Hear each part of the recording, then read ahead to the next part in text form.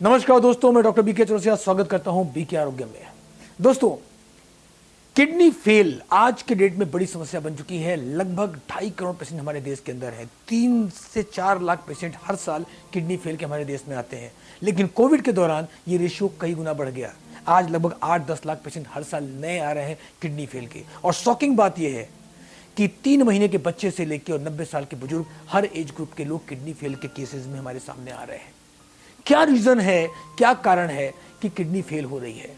दोस्तों, मैं कई बार आपसे चर्चा कर चुका हूं कि डायबिटीज, हार्ट प्रॉब्लम, बीपी की दिक्कतें, इन्फेक्शंस, पथरी, ये रीजंस हैं किडनी फेल के। लेकिन ये माइनर रीजन हो चुके हैं। इनकी वजह से 10-15-20% केसेस ही आते हैं। 80% किडनी फेल के केस आ रहे हैं दवाओं के रिएक्शन से। बिल्कुल सही सुना आपने, दवाइयां ही बीमारी है।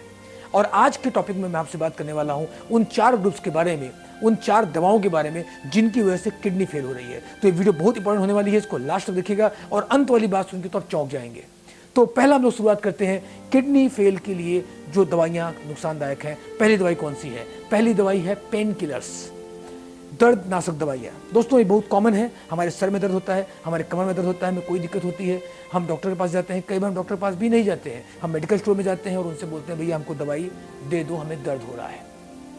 आप एक पेन किलर लेते हैं, आपको आराम मिलता है, आपको लगता है आराम नहीं मिला, आप दोबारा तिबारा खाते हैं। लेकिन आपको नहीं पता है, मैं आपको बताना चाहूँगा कि ये पेन किलर्स सबसे मेजर कॉज है किडनी फेलियर का। दोस्तों, इस चीज़ों के लिए आप सभी पढ़े लिखे हैं। मैं हमेशा बोलता हूँ गूगल करिए, सर्च करिए और देखिए कि क्या रीज़न है कि पेन किलर्स एक बड़ी वजह बन चुके हैं। और हर एज ग्रुप के लोग पेन किलर की वजह से किडनी फेल करके हमारे पास आते हैं। मेरे पास ऐसे ऐसे केस भी आते हैं कि रात में दांत में या सर में दर्द हुआ और उन्होंने इकट्ठा 2-3 गोलियां खा ली फास्ट रिलीफ के लिए और ओवरनाइट किडनी डैमेज हो गया, रात भर में किडनी खराब हो गई। तो दोस्तों, अगर आपको कोई दिक्कत है, सर दर्द है, कमर दर्द है, कोई और दिक्कत है, तो कोशिश करें ये जानने का कि दर्द क्यों है और उसको जड़ से ठीक करने का प्रयास करें, बजाय इसके कि पेन किलर खाएं। पेन किलर के चक्कर में वो दर्द तो ठीक नहीं होगा, वो रोग तो ठीक नहीं होगा, आप अपनी किडनी फेल कर बैठेंगे। सावधान रहें और दर्दनाशक दवाइयाँ बिल्कुल प्रयोग न करें। दूसरी जो मुख्य वजह है किडनी फेलियर की, वो है हैवी एंटीबायोटिक्स। दोस्तों, ये शॉकिंग है मगर सच है कि आज सबसे बड़ी वजह है, अगर किडनी फेल की मैं बात करूं तो उसमें एक वजह है एंटीबायोटिक्स का सेवन। दोस्तों, एंटीबायोटिक्स वो दवाइयां होती हैं जिनके अंदर जीवाणुरोधी गुण होते हैं। हमें कोई तरह का इन्फेक्शन होता है, हमें दवाइयां खाते हैं, उनसे जीवाणु मर जाते हैं।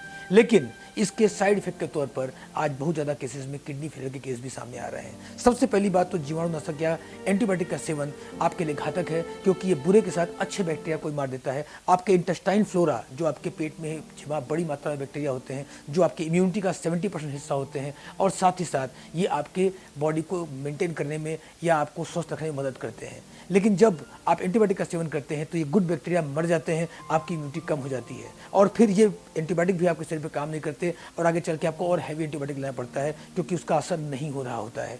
और ये हैवी एंटीबायोटिक्स हैवी केमिकल होने की वजह से आपकी किडनी को चोक करते हैं और किडनी आपकी फेल हो जाती है।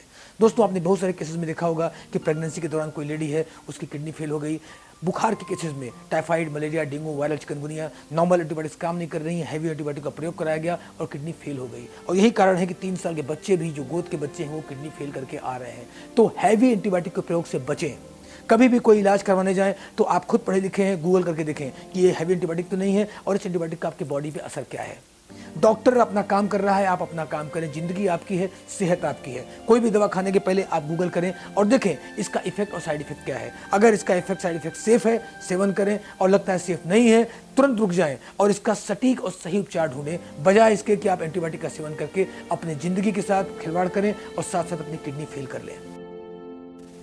तीसरी जो सबसे बड़ी दिक्कत की वजह है किडनी फेल के लिए, वो है आपकी नकली एलोपैथी दवाइयाँ। दोस्तों, ये बहुत शॉकिंग है मगर सच है कि मार्केट में मिलने वाली 40 से 50% दवाइयाँ नकली होती हैं, यानी कि वो ब्रांडेड नहीं होती हैं। नकली दवाइयाँ मार्केट में बिकती हैं। जहाँ तक आपको अच्छे से पता है कि असली दवाइयाँ भी किडनी फेल की सबसे बड़ी वजह है। 80% किडनी फेलियर एलोपैथ दवाइयाँ, हैवी एंटीबायोटिक और पेन किलर की वजह से होता है। इमेजिन करिए कि अगर यही दवाइयाँ आप नकली सेवन कर रहे हैं तो ये कितना घातक हो सकता है। तो यहाँ मैं आपको एक बात कहना चाहूँगा, पहले तो एंटीबायोटिक्स का या एलोपैथ मेडिसिन का सेवन न करें जब तक बहुत ज़रूरी और जीवन पर खतरा न हो जाए, और करना भी पड़े तो बहुत ही ऑथेंटिक जगह से इसको लें ताकि वो नकली होने का चांस ना हो, वरना ये इंस्टेंट किडनी फेलियर का रीजन बन सकता है। ऐसे केस में बहुत सारा आ रहे हैं। चौथी जो दवाइयाँ हैं वो है आयुर्वेदिक दवाइयाँ। दोस्तों, ये बहुत शॉकिंग न्यूज़ आपको मैं दे रहा हूँ, अभी आपको सुन के झटका लग रहा होगा कि मैं आपसे बोल रहा हूँ कि आयुर्वेद दवाइयाँ भी किडनी फेल्योर की वजह बन रही हैं। दोस्तों, आप जब एलोपैथ इलाज करवाने जाते हैं, आपके डॉक्टर्स के प्रिस्क्रिप्शन में या उनके पैड में ये लिखा होता है कि किडनी फेल में आयुर्वेदिक दवाइयाँ सेवन न करें। एक तरह से तो ये बात गलत है, क्योंकि हर आदमी ये बात जानता है कि आयुर्वेद दवाइयाँ सेफ होती हैं, किडनी फेल नहीं कर सकती। लेकिन एक तरह से बात सही भी है, क्योंकि खराब दवाइयाँ, अप्रमाणिक दवाइयाँ या बाजारू दवाइयाँ, बाजारू से मेरा सेंस है जो मार्केट में बेचने के लिए बनाई गई दवाइयाँ हैं, वो किडनी फेल कर सकती हैं। मैं थोड़ा सा कुछ पॉइंट्स बताना चाहूँगा। पहला पॉइंट, कई बार आयुर्वेदिक के नाम पर आजकल बहुत सारे गांव देहातों में और शहरों में लोग हैं जो स्टेरॉइड कूट पीस के मिलाते हैं, पुड़िया देते हैं जोड़ों के दर्द या अन्य समस्याओं के लिए। अगर आपको अपने आसपास में कोई ऐसा वैद्य या कोई ऐसा डॉक्टर मिल रहा है जो चमत्कारी इलाज कर रहा है, एक पुड़िया से आपको आराम मिल जा रहा है घुटने के दर्द में, कमर के दर्द में या किसी और रोग में, आप तुरंत सावधान हो जाएं, ये घातक स्टेरॉइड हो सकता है जो आयुर्वेद के नाम पे आप खाएंगे। ये नकली अप्रमाणिक दवाइयां हैं आयुर्वेद के नाम पर जो किडनी फेल कर रही हैं। नंबर 2, अगर आप कोई दवाई खा रहे हैं जो कि अनब्रांडेड है, जिसके स्लिप पर कोई भी नंबर या कोई मैन्युफैक्चरिंग डिटेल या कोई GMP सर्टिफिकेशन नंबर नहीं है, लाइसेंस नंबर नहीं है, आप प्लीज़ उस दवा को न खाएं। आयुर्वेद में GMP सर्टिफाइड दवाइयाँ ही सेवन करें और मैन्युफैक्चरिंग लाइसेंस नंबर जरूर देख लें। ऐसी अनऑर्गेनाइज्ड दवाइयाँ आपके लिए घातक हो सकती हैं। आयुर्वेद दवाइयों में तीसरी कैटेगरी है बाजारू दवाइयाँ। वो दवाइयाँ जो बाजार में बेचने के लिए आम पब्लिक के लिए बनाई गई है।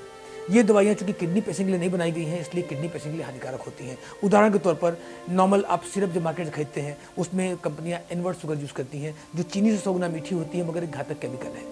अगर हम उसमें स्वाद, टेस्ट, फ्लेवर और गंध के लिए बात करें तो हैवी केमिकल्स और प्रिजर्वेटिव मिलाए जाते हैं जो घातक इफेक्ट डालते हैं। इसी तरह टैबलेट से अन्य चीज़ें, दवाइयाँ भी बनाई जाती हैं, वो केमिकल बेस होती हैं। तो आप नाम आयुर्वेद का लेके खा रहे हैं, लेकिन आप जो खा रहे हैं वो केमिकल बेस है और उसका इफेक्ट एलोपैथ दवाओं के जैसा ही होता है और आपकी किडनी को खराब कर सकती है।